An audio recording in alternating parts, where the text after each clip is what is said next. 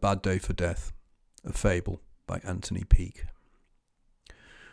Well, I think I should get some form of shift allowance.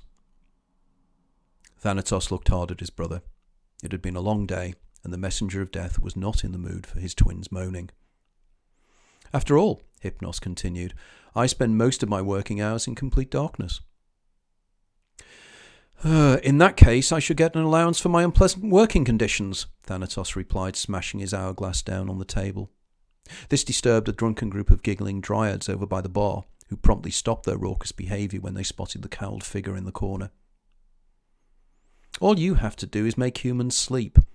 They're usually in nice, cosy conditions, mostly at home and in bed. But for me, people die everywhere, but usually in nasty or unpleasant conditions. But you don't hear me moan, do you? Hypnos blinked, giving one of his dreamy I'm right looks at his brother, and the subject was closed. The silence was then broken by the irritating bleep of Thanatos' pager. Oh well, brother, nature calls, Thanatos said, rising portentously from his seat. The general chatter at the bar stopped as the tall, dark shape, scythe in hand, walked towards the door. Although every single being in the bar was an immortal of one sort or another, the members of the Olympus Sports and Social Club feared him. Death had long talons, and each centaur, nereid and satyr knew that at a whim of Zeus their immortality could be taken away. For this reason they all treated old Thanatos with fearful respect, particularly and usually when he'd been irritated by his younger brother, the giver of sleep.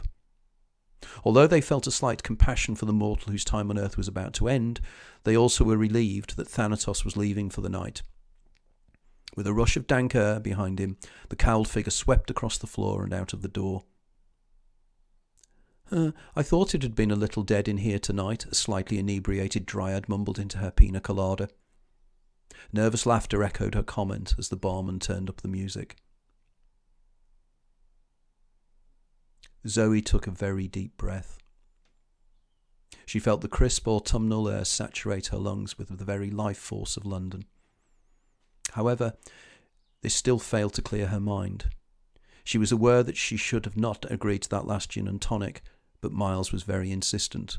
He always was. She fumbled for her car keys and watched with dismay as they fell to the ground.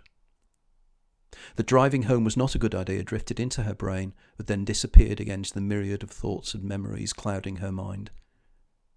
She staggered across the street, spotting her red Corsa parked upon the pavement. The keys, as if in some sad attempt to avoid the inevitable, refused to find the keyhole. The edge of the key scored a neat little scratch on the metallic paintwork in its efforts to avoid finding accommodation. After 3 attempts, and purely by chance, the key and the keyhole were joined in an unholy alliance. The car door opened. Zoe's fate was sealed. Oh, not a car crash, Thanatos cursed under his breath. He particularly hated car crashes. They were messy and always unpleasant. After aeons of doing his job, he always found himself disturbed by unnecessary waste of life. Car accidents always took people before their planned time. As Hypnos had said once to him one day, if the gods had wanted humans to travel at 60 miles an hour, they would have made them look like cheetahs. For once, Thanatos agreed with the bringer of sleep.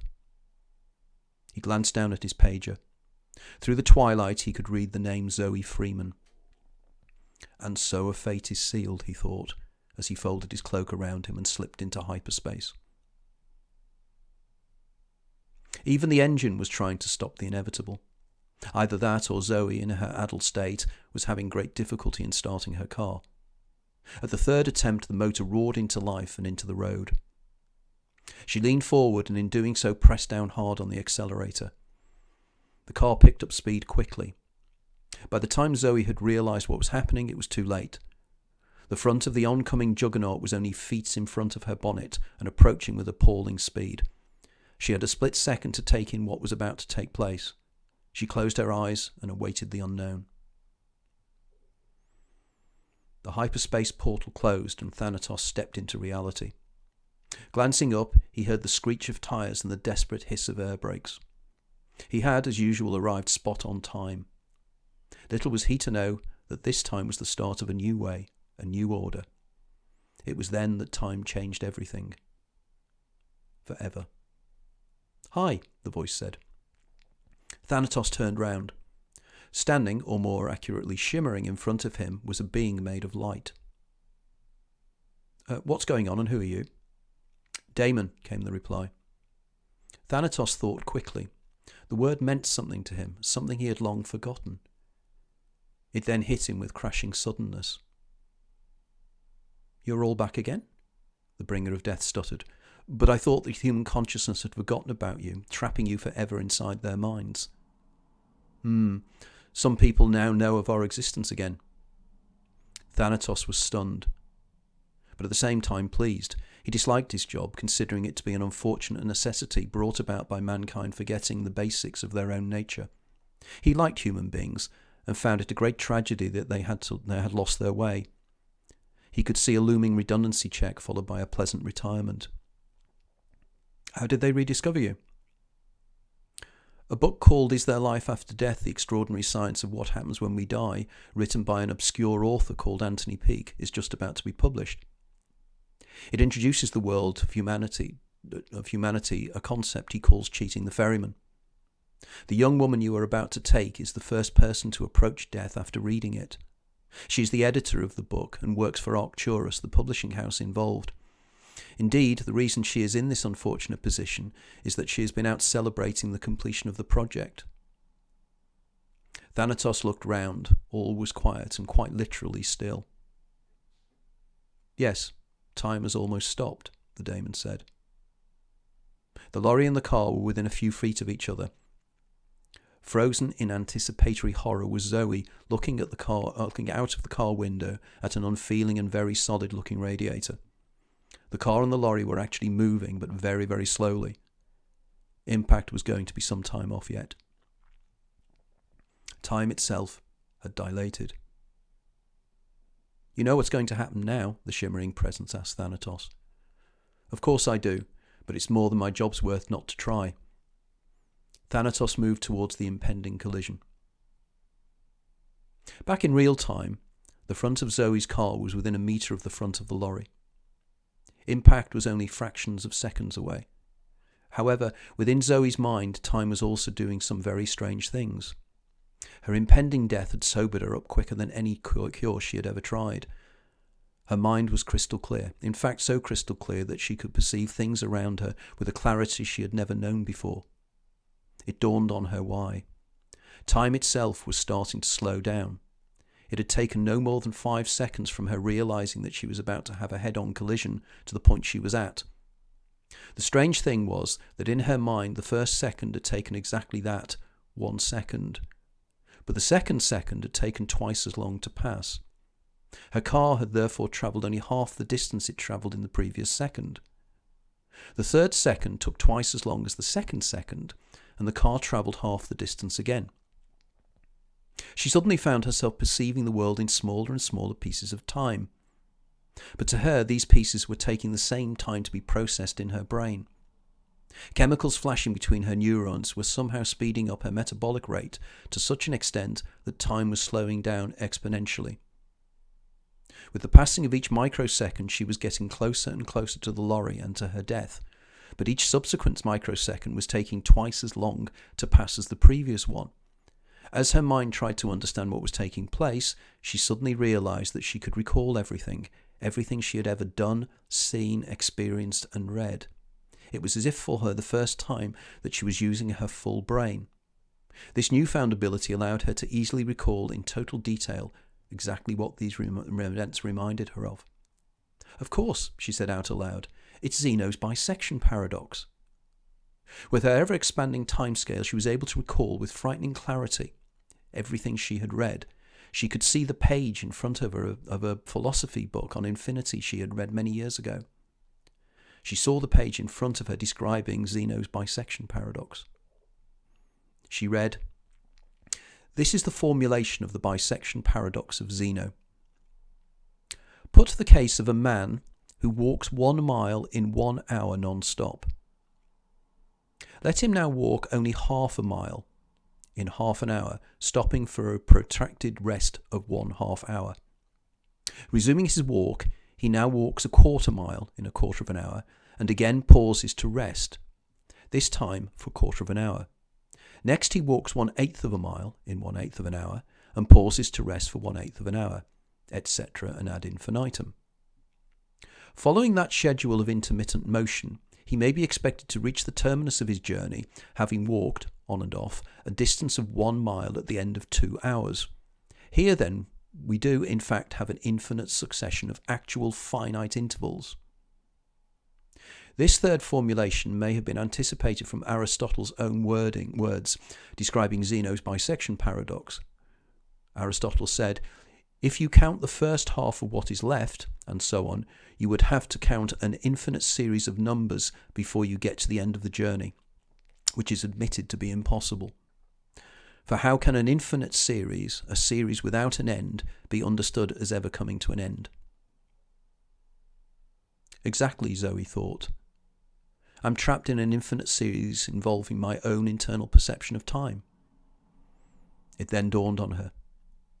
My God, I'm never going to hit that truck, never. I'm in my own little world, and in this little world I am immortal. Thanatos looked back at the daemon. However quickly he tried to move towards the girl in the car, she always was ahead of him. What is happening here? Asked the bringer of death. The being of light smiled. You and she are both caught in a temporal time flux. She is ahead of you in space and time. In order to reach her, you have to get where she was when you started your pursuit. So, replied Thanatos, becoming more puzzled by the second. Well, the daemon replied, by the time you get to where she was, she has moved nearer the impact. I do not follow. Well, actually, that is exactly what you are doing, following. That's your problem. If it takes 3 seconds of Earth time for you to get to the point where she was when you started to pursue her, she has had that 3 seconds to move to another point 3 seconds closer to the impact. Understanding flickered across the usually impassive visage of the bringer of death. So however fast I chase her, she will always have moved on by the time I reach where she was. Exactly. Both you and she are existing in your own time perceptions and are both caught in a real life, or is it death in your case, Zeno's paradox. But if I never catch her, she'll never die. Right again. Now that we're back protecting our eidolons, you've become redundant. Death has ceased to be. What's an eidolon? Thanatos asked, already visualizing his happy retirement. I suggest you read Anthony Peake's book, my friend. That explains it all. But I now have work to do. Zoe has to move to her next stage, and she cannot do that without me. With those remarks, the daemon's diffuse haze shrunk to a concentrated point of light, moved towards the car, and in a twinkling disappeared into Zoe's head. Hi, said a voice to the side of Zoe's right ear. Startled, she looked around the car. It was still moving towards the lorry, but there was no evidence of anybody else in the car. Who are you, and where are you? She asked. I am within you and part of you, the voice said. I'm here to guide you through the next phase. Zoe felt her mind reeling. This was simply all too much, and then in a flash she recalled the book. My God, she said, Peake was right. You are my daemon, aren't you? Call me your guardian angel or spirit guide if you like, the daemon said, but I have much to show you, but we have all the time in the universe to do so. As well as the whole of Is There Life After Death book, Zoe found other memories flooding into her mind. Her past contracted into a permanent present. All the events of her life were there in one timeless memory. Are you ready to go back? The daemon said. I cannot wait, she replied. She felt the pull of the midwife's hands. The light was bright, and the exciting chatter of the maternity theatre was a cacophony of new sensory experiences. As the nurse cut through her umbilical cord, a last few fleeting memories fired within the newly formed neuron networks. I remember it all now. Did I not once listen to Anthony Peake reading one of his short stories on YouTube? It was really weird. What was the name of the girl who didn't die? Zoe, what a beautiful name, said the nurse as she handed the newly born to its mother. It's quite unusual. What does it mean? The exhausted mother enveloped the baby girl into her arms. It means life. It's the Greek word for life. Thanatos watched from afar. Wiping a tear from his eye, he looked down at his celestial P45. It's going to be a good retirement, he thought.